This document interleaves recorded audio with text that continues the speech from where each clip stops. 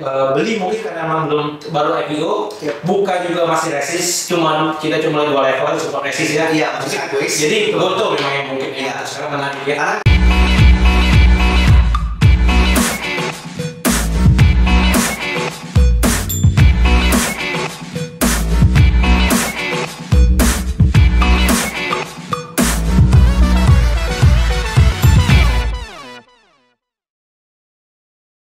Baik, mungkin setelah kita ngomong saham ekonomi baru, tersisa satu lagi lah untuk yang topik ya. Kita membahas mungkin topik yang lebih konvensional. Ini topik yang memang investor, retail ataupun yang baru ataupun lama ini pasti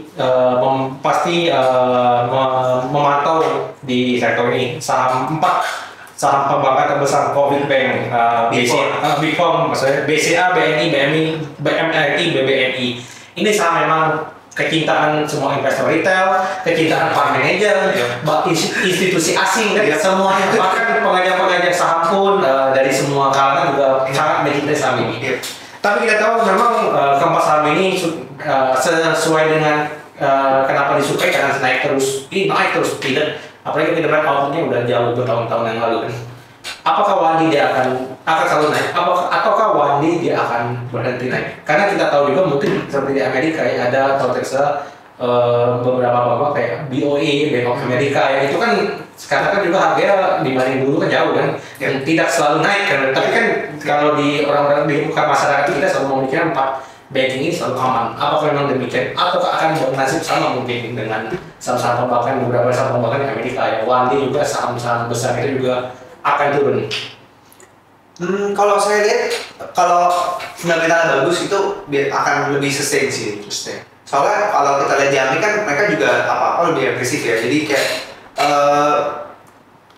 net profit margin di banking juga di Indonesia itu masih tinggi gitu. Selama mereka konstan mencetak laba, bahkan ini tuh sangat mengejutkan ya buat big banks ya tahun ini ya bahkan. Kalau kita lihat tuh konsensus berapa, dia bisa loncat dari konsensusnya lebih tinggi, naik konsensus, loncat dari harga konsensusnya. Jadi kalau dilihat tuh sebenarnya bagus berarti kan karena orang bahkan ekspektasi tinggi itu ternyata kinerjanya jauh lebih tinggi banget ini. Nah sebenarnya ya kalau big banks ini kita lebih approach-nya technical bisa, tapi kita mau buy on support, strong support itu very good sih karena kayak tadi lu bilang tadi kayak kalau di bank-bank ini kayak fund tuh suka nih. Iya emang suka karena kalau valuasinya murah banget itu kayak waktu itu Covid gitu, BCA aja sebelum stock split itu bisa 20.000 ya, 20.000 bagi 5 tuh 4.000 loh. Iya, dia naik lagi udah 2 kali. Dalam setahun tuh aset bisa naiknya berkali-kali lipat karena memang itu ibaratnya barang bagus banget itu. Big banks itu barang premium lah. Kalau kita dapat harga bagus atau beli di support bagus ya nggak khawatir sih karena ya pertama nih dia profitability-nya konstan naik gitu, konsisten bertumbuh. Kedua ibaratnya secara tren ya kita ngomong technical pun kita ngomong ke weekly ya. Weekly itu sebenarnya masih uptrend banget nih tuh. Kalau kita lihat weekly dari 2010 ini dia masih di MA 200 nya masih di atas bahkan. Jadi BCA misalnya BBNI itu masih strong uptrend gitu. Tuh BNI, BMRI kalau mau approach technical secara weekly itu sekarang masih di MA 200 bahkan jauh gitu di atasnya. BMRI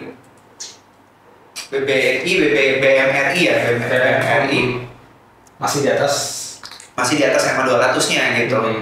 Kalau mungkin terjadi koreksi sehat, nah ini tergantung balik lagi sebenarnya ke time frame kita, horizon-nya kita gitu. Kita harus adjust horizon investment kita. Apakah kita mau yang long term banget? Ya itu kita lihat yang fundamental atau yang lebih long term, atau kalau mau technical ya udah kita buy on support gitu. Misalnya di BCA gitu 8.300, 8.000 tuh support kuat. Jadi kalau misalnya situ ya ambil aja tampung. Itu berarti untuk dibeli. Iya 8.000 misalnya. Terus kita cicil-cicil aja. Itu kan kayak BNI itu lumayan loh kemarin BNI.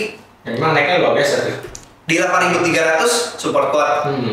Ambil aja sampai ke 9.500 di high sebelumnya di 21 April aja udah 10%, 15% gitu. Jadi worth it untuk di koleksi gitu untuk big banks karena sebenarnya sih resikonya kecil ya. Iya. gitu, karena lebih nggak volatile. Terus kalau itu pun bagi dividen kan, kalau Iya. kita nggak mau. Berarti juga dividen itu juga kadang nggak hitung kan, itu kita untung juga. Iya. Kalau Iya. kita horizon kita berinvestasi 2-3 tahun, 2-3 kali dividen itu nggak ditambah juga nggak Iya. kasih kenaikan tadi. Betul belum kita top up kayak Iya. kecil-kecil nabungnya di itunya kan, jadi sebenarnya cukup baik lah Cukup baik ya. untuk banking. Jadi outlook masih oke untuk 4 bank ini. Iya, kita masih suka sih. Masih suka. Masih Jadi suka. untuk kalau memang untuk sekarang untuk teman-teman yang memang belum memiliki, dia memang untuk yang selama horizonnya tepat taruh, katakanlah mereka mau untuk investasi ini oke. Oke. Tapi kalau disuruh pilih dari 4 perbankan ini mana yang lebih bagus secara risk ratio? BBNI, BBNI. BBM Mandiri juga masih bagus. Tapi kalau disuruh pilih satu, BNI atau BMI? BNI, BNI. ya BNI. BNI, oke.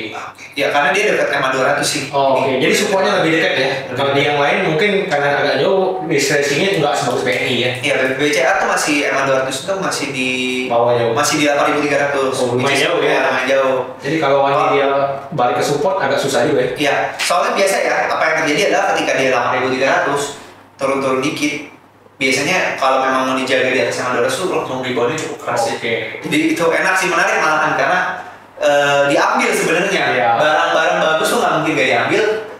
Kalau memang fundamental bagus diambil. Diambil Tapi sebenarnya. untuk sekarang BNI ya yang memang BNI. opportunity-nya ada ya. Iya.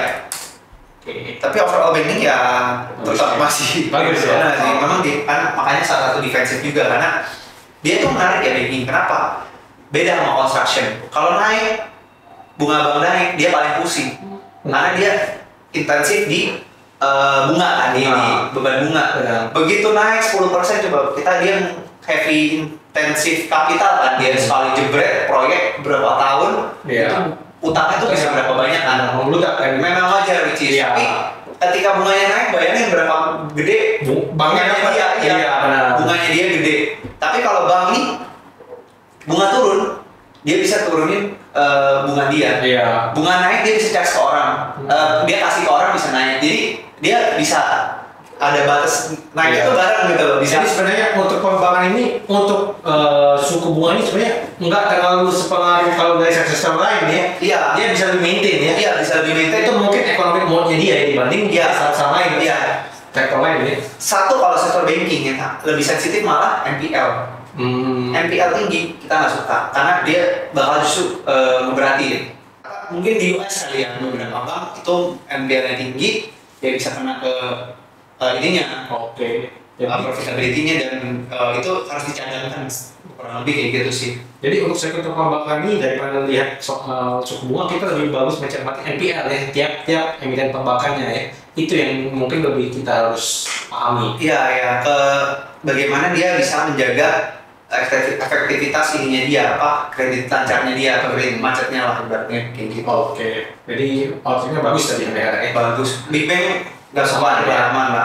Oke. Karena memang apalagi BCA itu pasti konservatif. Itu sih.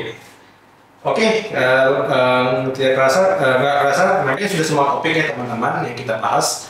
Jadi semoga tadi kita pembahasan kita berguna untuk teman-teman terutama sobat Trans Palembang. Baiklah sekian untuk video the podcast kali ini. Kami pamit undur diri. Saya Michael selaku broker dari Bank Sekuritas bersama analis kita Christian Yuwono. Sampai jumpa di episode di YouTube Bank Sekuritas Palembang berikutnya teman-teman. Terima kasih.